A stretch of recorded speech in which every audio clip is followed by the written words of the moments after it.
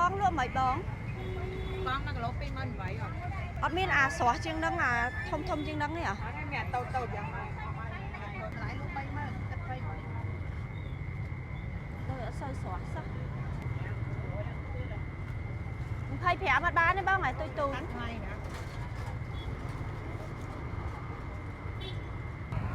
bông con ngày đi nhầm ban màu xa khăn là tăng anh ấy đau mấy cái ra anh nó này cái chỉ lụa tắc rương nó mến nhom slap cho bà nhom thlo tắc hơi mình nhom quạt bà hai nơi cả chạy à lấy trong xã nhâm nè tầm bớt mà trong thơ mà chui yuan và con cái ta lấy mà tinh slap chẳng bà mình ra chứ anh ấy hả slap cho bà anh ấy cái slo mà chui cứ ở do từ ẩn lụa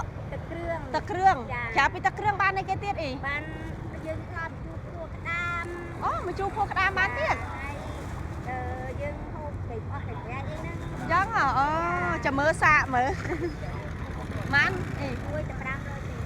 rồi thì phèm hỏi do món ý mà con nó chà con ở đây đây chà thái mà ba chứ đó đã thăng cho kia anh đang mất chà xa do từ nhâm tắc rương mở lực tìm môi đây nè nhầm là bấy thà nắng chăng anh mình nhầm cả thà ôi chăng anh nắc môi anh nó đâu nó không tắc này tại vì lưu đấy đứa con nó không tật dân hả chà tật rẽ về nơi tàu trong bàn mình còn miên à sẽ thông thông kia đó chà con đi chà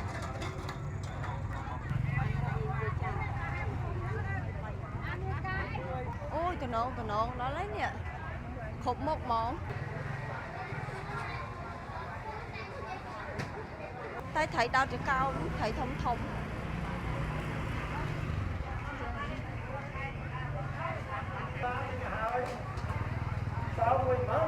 và con luôn mấy ýนี่hiểu xóa xóa thay rồi bà con ban đây châu trời tịch bông phôn chà mơ po việt thà thà nhá lò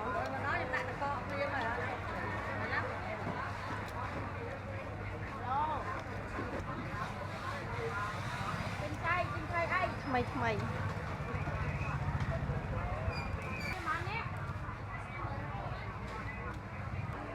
ê chơi thăng hello mấy nói mơn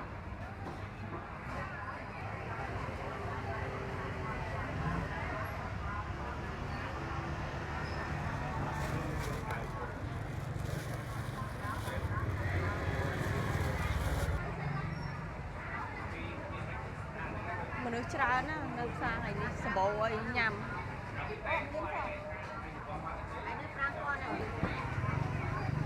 tí nào cha chạy cười này có hộp còn lại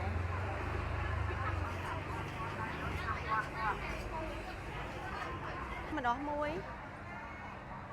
biết là mình nói ria vậy mình nói thon á trong do mà thon món á bao nhiêu còn luôn mà chú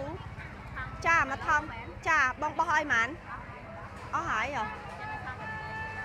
sao tờ ria vậy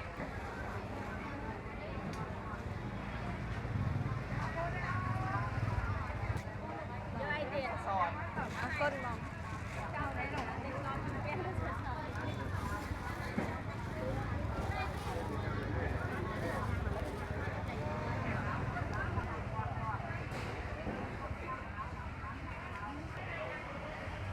bong men mình nó bắt đông mẹ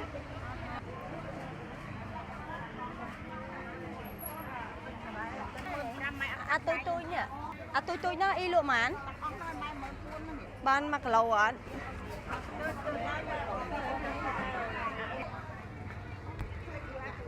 đọc bay y nữa con này mặt đại khơi đại ban y anh cái đặt mồm hay thấy ní thấy sai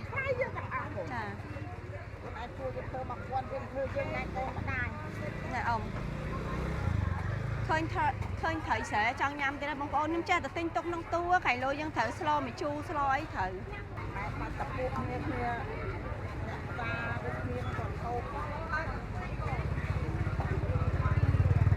con ông cha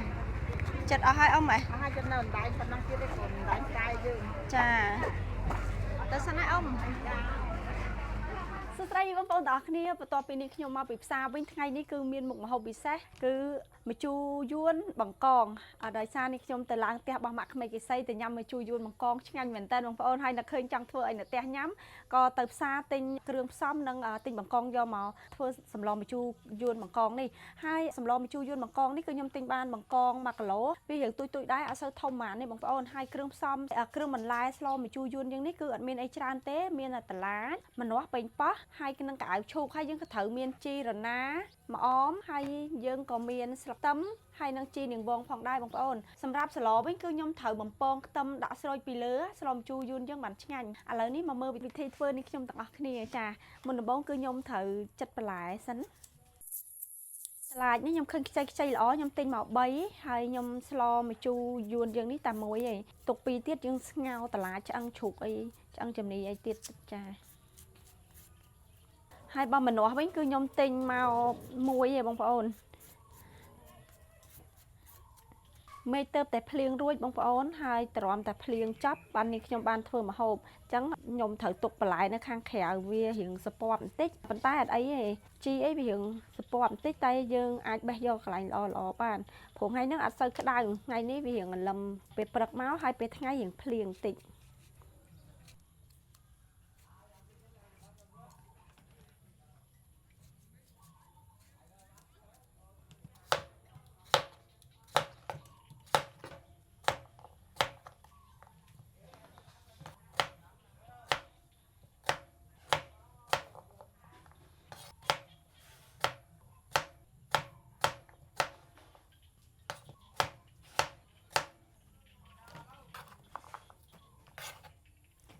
ពេញប៉ោះវិញមាន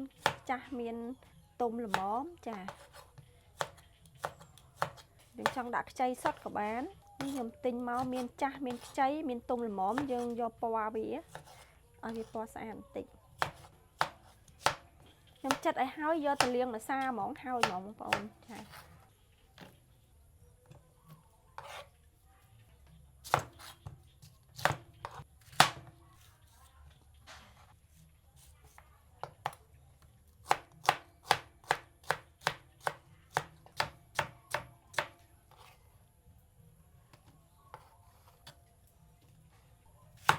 ម្នាស់ខ្ញុំទុកមកជ្រុងយើងដាក់ច្រើនពេកក៏អត់សូវឆ្ងាញ់ដែរយើងដាក់បន្លែគ្រប់មុខបន្តិចល្អឆ្ងាញ់ហើយសម្រាប់ខ្ញុំចូលចិត្តជាងគេគឺកៅអៅឈូកពេលដែលស្លម្ជូរយួនម្ដងខ្ញុំរើសតែកៅអៅឈូកញ៉ាំឯងបងប្អូនកៅអៅឈូកពូនៅភូមិខ្ញុំនេះនៅក្រោយផ្ទះខ្ញុំនេះគាត់បេះបានតង្កងតែខ្ញុំទៅផ្សារហើយខ្ញុំទិញនៅផ្សារហ្មងខ្ញុំខ្លាចមកដល់ផ្ទះគាត់អត់មានហ៎បងប្អូនគាត់ដករាល់ថ្ងៃចាតែថ្ងៃនេះអ្នករោងចក្រគាត់អត់ធ្វើការអញ្ចឹងទៅខ្លាចអត់មានខ្ញុំទិញពីផ្សារមកអញ្ចឹងរៀងថ្លៃបន្តិចកៅអៅឈូកដោយសាររៀងពិបាកដក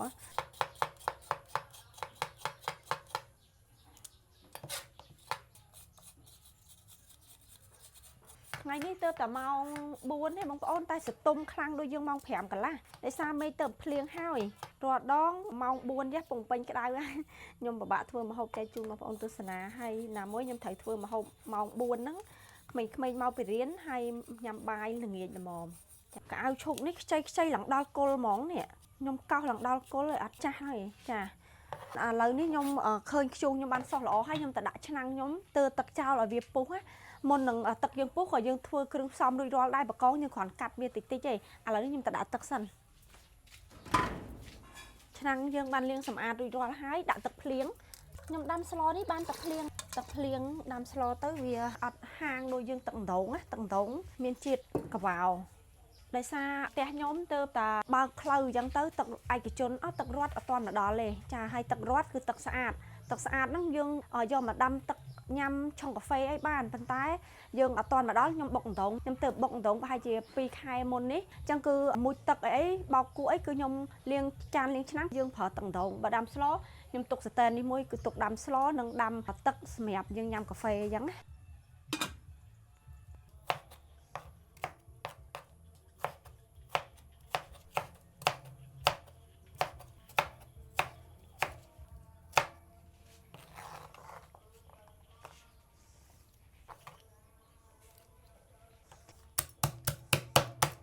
ម ខ្ញុំរៀបចំបន្លែរួចរាល់ហើយខ្ញុំមកកាត់ធ្មុងបកងនិងជើងបកងចេញកុំឲ្យវាមានព្រុយញ៉ៃញ៉ៃនៅក្នុងឆ្នាំង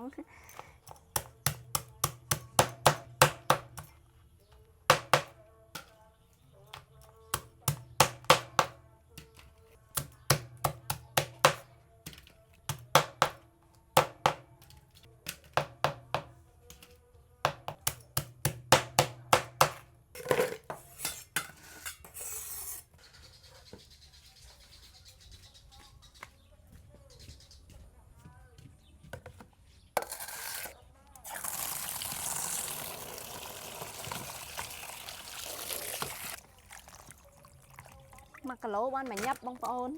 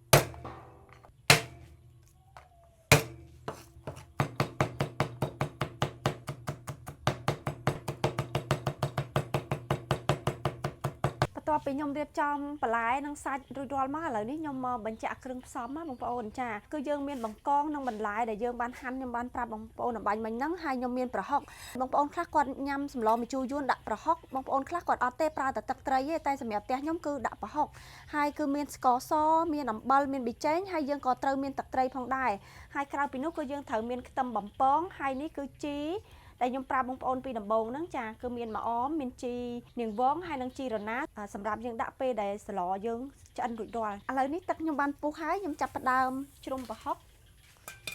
ដូចខ្ញុំនិយាយប្រាប់បងប្អូនយ៉ាងគឺតំបន់ខ្លះគឺគាត់អត់ញ៉ាំប្រហុកទេពេលដែលស្លម្ជូរយួនណាគឺគាត់ប្រើតែទឹកត្រីចាតែនៅតំបន់ខ្ញុំឬក៏ផ្ទះខ្ញុំផ្ទាល់នេះគឺខ្ញុំប្រើប្រហុកចាបន្ទាប់ពីទឹកពុះចេះគឺខ្ញុំត្រូវជ្រុំប្រហុកចូលអូខេខ្ញុំដាក់ស្ករចូលស្ករគឺយើងប្រើតិចបំផុតដោយសារម្នាស់យើងរៀងផ្អែមហើយខ្ញុំថែមអំបិលបន្តិចហើយយើងក៏ថែមប៊ីចេងបន្តិចផងដែរបន្ទាប់មកទៀតគឺខ្ញុំដាក់បង្កងចូលបង្កងយើងឆាប់ឆ្អិនទេគ្រាន់តែខ្ញុំដាក់ចូលហើយគឺខ្ញុំដាក់បន្លែចូលដែរឲ្យវាពុះដណាលគ្នាគឺឆ្អិនល្មមហ្មងខ្ញុំដាក់បន្លែចូលខ្ញុំគ្របទុកឲ្យវាពុះល្អបងប្អូនឆ្អិនបន្លែឆ្អិនសាច់យើងគឺយើងអាចភ្លក់យករសជាតិដែលយើងចង់បានគឺយើងលើកយកចេញក្រៅឥឡូវនេះខ្ញុំដួសទឹកក្តៅដាក់នៅក្នុងសណ្ដានយើងដើម្បីឲ្យរីកចេញជាតិជូរខ្លាំងហើយបាទខ្ញុំយកមកចាក់នៅក្នុងទឹកស្លវិញដើម្បីឲ្យវាចេញជាតិជូរយើងយកមកចាក់នៅក្នុងស្លយើងហើយសណ្ដាននេះបើយើងបង់ភ្លាមវាអត់ទាន់ចេញជូរទេប៉ុន្តែពេលយើងត្រាំវាមកសន្ទុះវានៅក្នុងទឹកក្តៅបែបនេះវាចេញជូរល្អហើយជូរខ្លាំងទៀតសម្រាប់ស្លម្ជូរយួនខ្ញុំថ្ងៃនេះគឺខ្ញុំប្រើម្ជូរសណ្ដានសម្លបានពុះហើយបងប្អូនខ្ញុំថែមទឹកត្រីបន្តិចឲ្យវាមានជាតិឈ្ងុយទឹកត្រីចាបន្ទាប់ពីខ្ញុំថែមទឹកត្រីហើយគឺខ្ញុំត្រូវដាក់ម្ជូរសណ្ដានចូលតែម្ដងដោយសារបន្លែយើងនិងសាច់ក៏បានឆ្អិនល្អដែរចាហើយមើលពពុះហ្នឹងគឺខួរបង្កងឯណាបងប្អូនចាឡើងលឿងល្អោកហ្មងឥឡូវនេះខ្ញុំដាក់សណ្ដានចូលយើងដាក់មកល្មមខ្លាចជូរជ្រុលយើងភ្លក់សិនណាបងប្អូនស្ទើរជូរបន្តិចហើយវារៀងសាបបន្តិចអញ្ចឹងខ្ញុំថែមទឹកត្រីឬក៏ថែមអំបិលបន្តិចមិញនេះខ្ញុំដាក់អំបិលបន្តិចដែរសម្លខ្ញុំបានឆ្អិនហើយបងប្អូនចាខ្ញុំភ្លក់មិញរសជាតិដែលខ្ញុំចង់បានឈ្ងុយមែនតើឥឡូវនេះវាខ្ញុំពងខ្ទឹមខ្ញុំចាប់ផ្ដើមដាក់ខ្លាញ់ចូលខ្ញុំដាក់ខ្ទឹមចូលបំពងវាឲ្យឡើងឈ្ងុយល្មមហើយមើលទៅក្រហមល្មមយើងអាចដួសចេញយើងដួសដាក់ក្នុងឆ្នាំងយកហ្មងបងប្អូនខ្ទឹមខ្ញុំឡើងឈ្ងុយហើយខ្ញុំដួសយកមកដាក់នៅក្នុងឆ្នាំងស្លយើងតែម្ដង สโลไปจูยูนะบอกตำปองแบบนี้นะคืออัดงานเต้บางปอนจ้าให้หมาย้อมกันแต่ร้านคือกันแต่งานจะแบบกอดโอเคอะเราดีดูดอลให้บางปอนสโลยังบ้านจะอันให้หลังช่วยคลั่งมองเนี่ยอะไรนี้มาหอบยมบ้านจะอันยมดูดจานย้อนยำใบเพลียมมองบางปอนตอนนั้นเขาดาวแย่คืองานคลั่งเหมือนเต้นจ้าให้ปลายยังให้นังซัดคือสมาร์คเนี่ยมองบางปอนเนี่ยđược tìm mối á nhưng mà chu yuan bằng con ok bằng con tao kia là ní bài mà hôm nhom ban cho anh là món mình còn mau bị riến đua bằng con đặt tam chán tao coi từ chẹt châu rôm nhà bài chỉ mới ní nhom bằng con mà mạ đua ai đọ đây xem ạ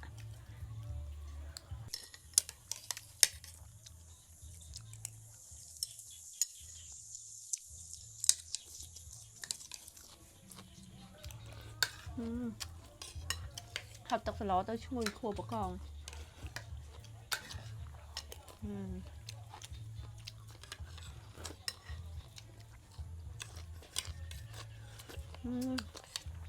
มันพลังอะบางปอนจูยวนบางกองเวชงั้นเนี่ยออกพลายเข้าไปไตรยังทรอบแต่ยำมาจูยวนไตรอ่ะบางปอนให้ซ้ำบางกองยังเลยทำไมสวดเนี่ยมาจะได้ใบจังเอามาชานอ่ะชานนี่ก่อน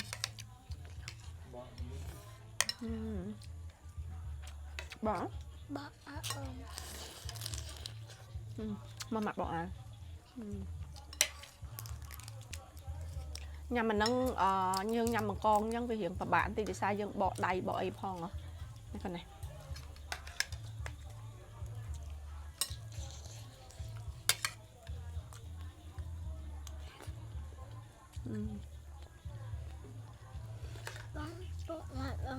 ơi này nha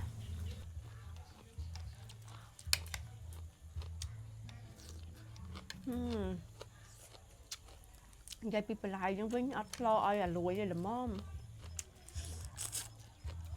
cạo chuột dân nữ rằng chọc mỏ mà còn anh ấy bình tái bên nữ biết là suối á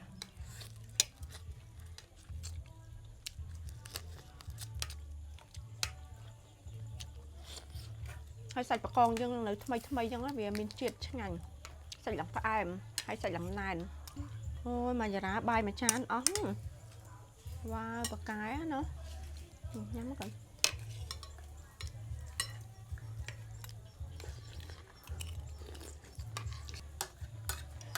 mà giờ ra bọt hai mà còn nhắm mình rồi hả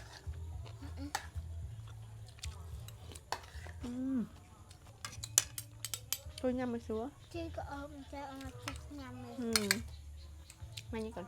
con mong phone để bạn mơ video này nhom mong phone để bạn mơ video này chúng hay complete chui subscribe phong chả bye bye anh ra bye bye mất còn bye bye ông bố mình